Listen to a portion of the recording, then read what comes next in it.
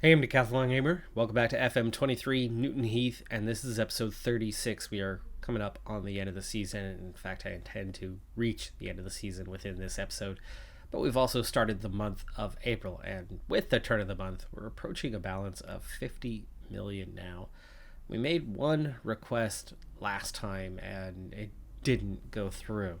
Therefore, it's actually been since, I think, December that we've had a positive outcome when it came to the board. So we're going to check in on a couple things real quick. How much progress have we made? For one thing, the estimated value is now over 150 million. There was one email over the last month that was a brush off regarding the possible takeover. That would definitely change things. We don't know what kind of board we'd have at that point. Right now, I'm starting to wonder, are we finding things a little too easy? Maybe. That could definitely change things. So at least for the time being, we certainly continue on and see what the future holds in store for this club. But let's find out, how much have we grown the reputation for now? It's up to roughly 1,300. It's not making rapid progress, but I think if we were to go on and claim the title, I think we'd be looking at a pretty significant jump in terms of reputation.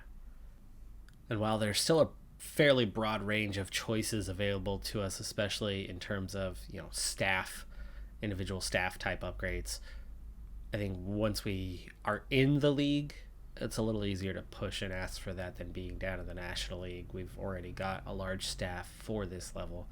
So improving training facilities, that's still something that is approaching that of our peers, but definitely has not reached. So we'll see if we can get them up to where our peers are. And then, of course, as we climb to League 2, we'll once again be behind others. And we have gained approval once again. This time it's going to cost us just over 2 million. Construction work will begin at the end of the season, scheduled to be completed in October of this year. So it'll take just a few months to get done. It's still a rather quick thing job-wise.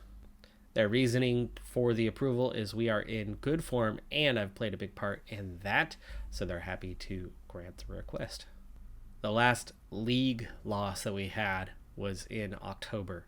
For 5 months now, we have not lost a game in the league. The only two losses we've had were our FA Cup and FA Trophy exits. That's a phenomenal record that we have going on. And now that we are into the final full month of the season, we're coming off of a draw and a win on the road at Gateshead. From here, we're looking at just 3 home matches remaining, 4 road matches. But we're looking at some of the easier teams stand in our way. There are 3 top 7 opponents, but everybody else is going to be a pretty easy one. So if you can get 4 wins, at least a couple draws, I think that's going to be enough points to secure the title. The title, speaking of, we are 10 points ahead of Eastleigh right now, and we've actually got a game in hand. Eastleigh just played a match in which they drew. So we're sitting on a pretty good spot. They've got 6 to play. You win 3 of those, and we lose 4. They're still a point behind. So I finally do have players available again that have been out injured for a long time. We've also had just enough of a break in our schedule that we're really down to just Aaron Pierre, who is on heavy match load right now, and partially that's because he just came back from international duty. That time has left him a little bit tired, but Tunnicliffe is coming off his own injury. I want to kind of give him one more.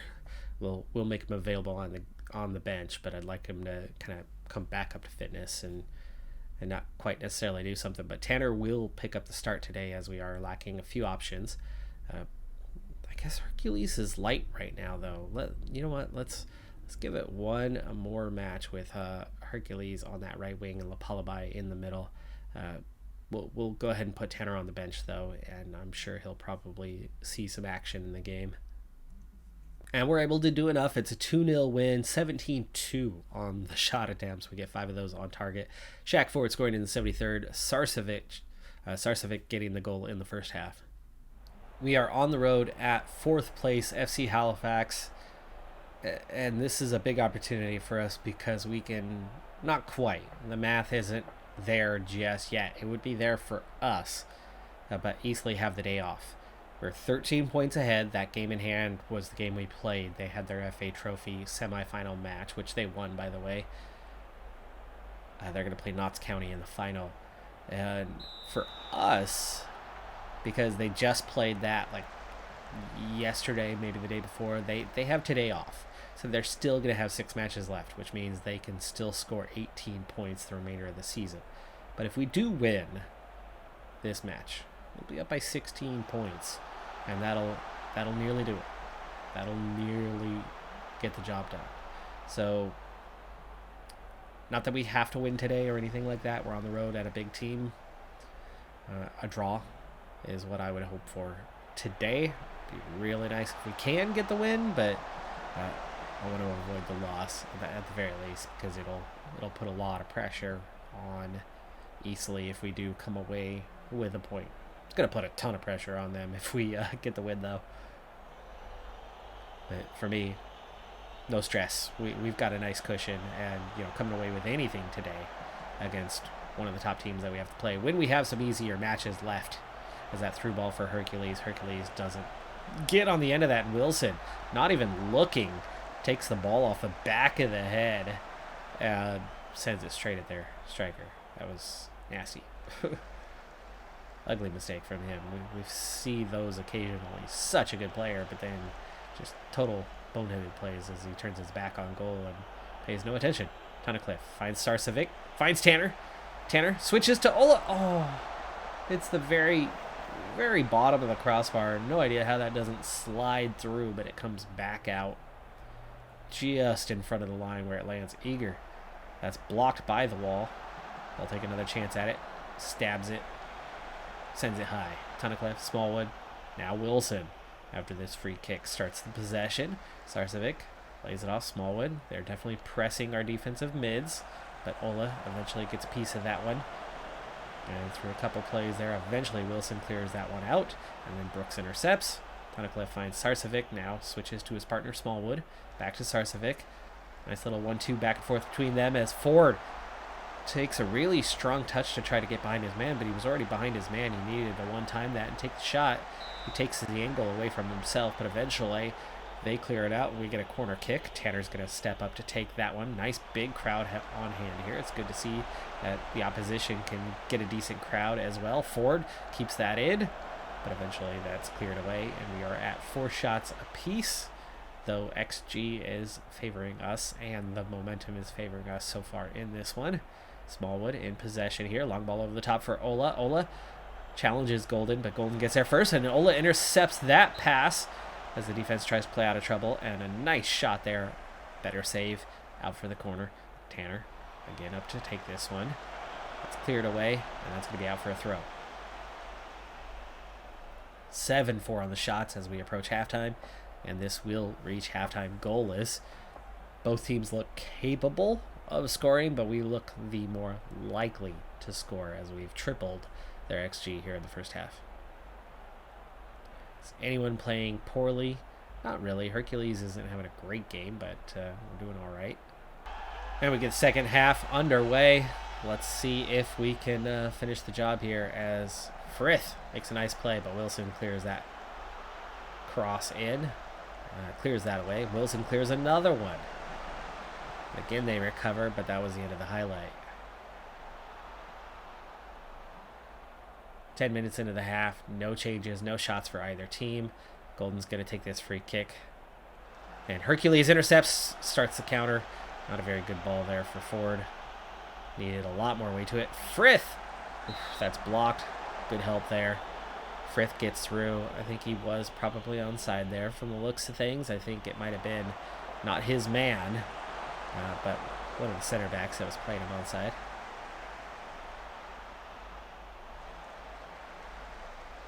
Tunnicliffe clears that out. Tanner lays it off.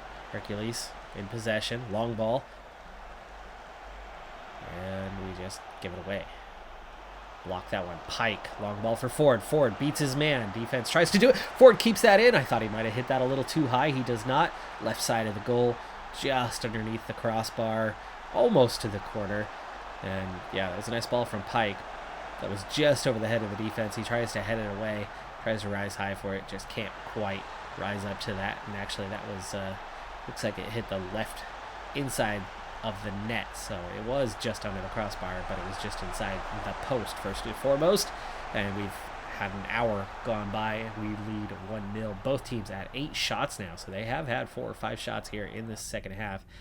They are putting together a little more offense than before. Hercules continuing to struggle. I do have Lapalo by, and we can get him out there. He was a bit tired. That's why we were trying to give him the day off. But at this point, I think we're probably better off. Unless, do I want to drop forward and put Palmer on top? He can help hold up play a little bit.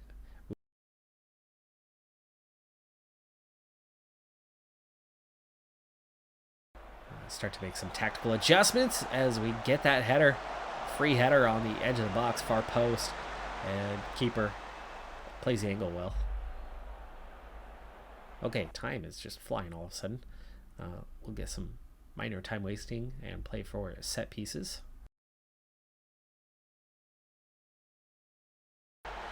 No way is that a penalty. A simple throw in and you run up behind the player and the guy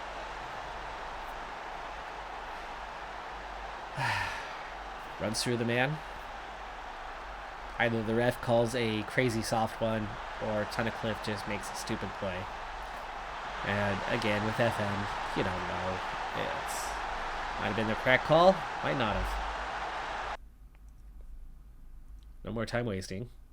No more play. Well, set pieces we could still play for, but we do want a full-on counter now. We can maybe throw it long.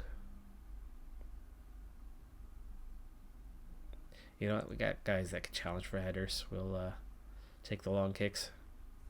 Distribute over the... Oh, we don't have... Maybe distribute to the flanks. Time's almost up. Tunnicliffe. Brooks. Dangerous tackle from Williams, but he gets away with it. We get away with the ball. Why is Ola getting called for a foul? Getting called for a red card? Seriously? The other guy... That's just bias showing up. It looked dangerous from the other guy, not from Ola. Ola just goes in, but I see what I want to see, right? I see what I want to see. Ola sent off here, and we will have to get Shaq Ford out there. 2 minutes left. We'll just have to go balance, make sure we see out the point. Yeah, I don't know about those calls, but of course I don't know about those calls. I want them to go our way. And again, FM. This is not a bad graphics engine, but it's 2023. There's more that can be done. And for me, my biggest problem, as we get called for another ridiculous foul, he's the one diving in. We standing tackle, clearly win the ball, and he goes diving in late and then gets the call. Felt like the ref was trying to help them out. Feels like that because I'm supporting my side and I want to see us get every call. But they had no business getting that goal. They had no business finishing with the draw. We should have won that game. That's a disappointing loss. Earlier I said I was fine with a point, but how that transpired, Ola getting sent off for what felt like no reason, them getting a penalty for what certainly felt like no reason. I mean, the guy is on the edge of the box with his back to goal, and it's just a throw-in. It seems like he goes down super easy. It seems like their guy was the one who committed the foul, not Ola. And, you know, they got another ridiculous one just after that. In my eyes. Back to the point, though. All three of those, what they have in common is FM does not give you a clear view. Sometimes it's pretty damn obvious. Most of the time it's not. They don't give you a clear view of a foul, of a handball, of a penalty. And because of that unknown element, it leaves it up to your eye and your mind to make up what was or wasn't the appropriate call. Yeah, it's 2023, and SI have a massive team with a huge budget. That's my number one wish. Let's see the fouls proper. Whether we have a graphics engine overhaul, and I mentioned in a previous episode that I would love to see a third tier of graphics for this game. Leave the traditional 3D. You don't have to bother updating it anymore. You have a 2D top-down match engine already, as it is, for those on the slug of a laptop. You have this one for the anguished, labored PC. Where's the elite graphics modern engine? And where the hell is the proper identification of what is or isn't a foul? Please start displaying that. Because I don't know one way or the other. Whether that was BS, whether that was the ref, or whether they were legit calls. And I wish I did know. No.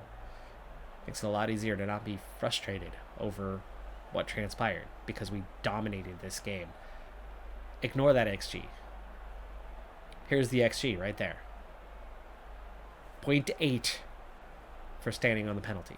Okay, 0.8. So they only had a 0.4 XG. 0.59 XG for the game. We had 1. We only had a couple shots on target. Yes, we got to 11 shots each, but we had 8 of them on target, and we had much better looks than they had. I'm surprised the XG wasn't higher. I mean, we did not get solid XG for any of these. I mean, come on, we hit the crossbar. We went super close multiple times. We deserved more XG than I feel like we got. The flow, the feel of the game. We had the flow to our advantage at every minute. We were on the road at a very good team, and yet we controlled every minute of this game. Until one guy just throws himself at the ground. Or doesn't, right? Right back to the point. Here I am again, making assumptions. For now, that puts us on a 14-point lead. We are down to 5 to play, but again, it matters more about where Eastleigh is, and that is 6 remaining. So 18 points available with a 14-point cushion. We're getting close. And then, of course, this is the only place where you could truly know whether it was right. Apparently, Ola is to blame for that one. From the looks of it, the other guy was the one who came in sideways. Ola wins the ball, and the other guy comes into his ankles, is how it looked. At least that's how my eyes wanted to see it anyway. And we have our very first upgraded youth intake. This, I don't know if this is compared to any past, or if this is just the intake compared to the current squad. Whatever version it is, we see it as an excellent intake. Right off the bat, we have a couple guys with potential, and the kind of guys that could be sold for money at some stage if they're never actually good enough to join the team. There's only a few others behind them, and then it does fall off pretty intently from there. So probably just sign these 5 guys and move on with our lives. But hey, that's something. We're finally, youth recruitment wise, getting somewhere. Interesting timing for this message to come in just after we've had our intake, but looking at our current head of youth development, without breaking down all of the details, this is one of your core elements to what you're going to get out of your intake in terms of the players. Working with youngsters, player ability, potential, those are his key attributes. The rest really don't matter. But beyond that, there are a few things that do matter. His reputation. See, it's very low. His personality. Fairly loyal. Okay, that's good. Tactical style, control possession. That part matches. But preferred formation, 4-4-2, is going to largely determine the type of positions that the players emerge. This is the one out scouting that youth talent that's going to eventually bring it in, or at least that's how it's seen. So here's why I found something interesting. We had a message about hiring Aaron Creswell to improve the coaching staff as a new head of youth development. You can see working with youngsters, player ability potential is a better rating. Not massively, but definitely better. Fairly ambitious versus fairly loyal. Yeah, it's not a upgrade in personality, but neither one are terribly bad. Fairly ambitious means they want to play at a higher level. So as long as we're climbing the ladder, it's not terribly hard to come in with, young guys that have that. And generally, that means there's good determination, at least, if they are fairly ambitious. But his reputation, 2 stars, so quite a bit higher. The tactical style is a problem. Let's park the bus. But good preferred formation, right positions. So it's still not a perfect match. But we're only getting a couple things wrong, where we had a few things wrong with the previous guy and overall better attributes. So it is an upgrade for us. So we're going to go ahead and offer the job to Creswell. With 5 to play, it's possible that we could wrap up the title today. We're on the road at Scunthorpe. Scunthorpe is 8 points clear of the drop, so they're looking fairly good for this season. Plus, they got games in hand on teams around them. But they're still going to be looking for, survival and grabbing another point just to make sure. I don't think they're going to be thinking about winning today. Probably more like drawing. But Eastleigh have to play Carlisle, so they are at home. Now, mathematically, we have an 11-point lead. So if we win, they lose, that's the title wrapped up. Any other result, it still exists. Even if we draw and they lose, though we would be on the limit and have a huge goal differential advantage, it still wouldn't technically be over. Unfortunately, Heath has picked up I think it was like ankle sprain. Is that right? Twisted ankle. So he's out for 2 to 4 weeks on this one, which means the young goalkeeper Wright is going to have to pick up the start. And what we've already seen is he's definitely not as good as Heath. We have finally seen some gains. His reflexes have gone from a 6 up to a 7, but that is his major weakness. He's good otherwise, but he's not exactly the best shot stopper. Nobody is overly fatigued. Ola is suspended from the last match, and the red card that he picked up, even if it was late and didn't impact the game, we're going to have to come up with alternatives. Given the start to Whitaker today, hopefully he can do a decent job for us, stepping in. Otherwise, we've got first 10 for the outfield, but then of course Wright. We were away, so that always makes it a little tougher, but we actually fairly comfortably get the job done. 2-0 the victory, with Ollie Tanner and Whitehall grabbing the goals. Whitehall stealing the deal with about 5 minutes left to play. They picked up a whole lot of yellow cards today, but nobody sent off. And then it was 15-6 on the shots. Fortunately, nothing on target, so Oliver Wright didn't face anything and actually ended up with a really solid rating. Eastleigh stay alive, though, with a 1-0 win over Carlisle. So with an 11-point advantage and 4 to play, they have to win and we have to lose the rest of the way for this to go their direction. So now we control our fate with just one more victory and it's job done. Look at the last 4 matches. I know it's pretty much a done deal, but hang the drama in there a little bit longer. With Solihull Moors next up, there's a very good chance we get the job done in this next match ourselves. We also have Dorking, who are already relegated in last place. on the schedule, on the calendar ahead of us. And then, if you can't get that, Notts County, Boreham Wood, there's still a decent chance, even though they're both in the top 5, that we could still get points. Again, we haven't lost in months. Meanwhile, Eastleigh, nothing's going to be a given for them either, actually. Yes, they have 3 matches against lower sides, but they're all on the road. And then they only have 1 home match, and it's against a good FC Halifax squad. So there's a decent chance that they're going to drop points. And there's a 99.9% chance that we're going to get the points we need against somebody in these next 4 matches. Same 2 players out, but this time I get Hercules into the starting lineup, Whitaker on the bench. But that means I have to shift Tanner and Lapalobai over to fill in for the suspended player.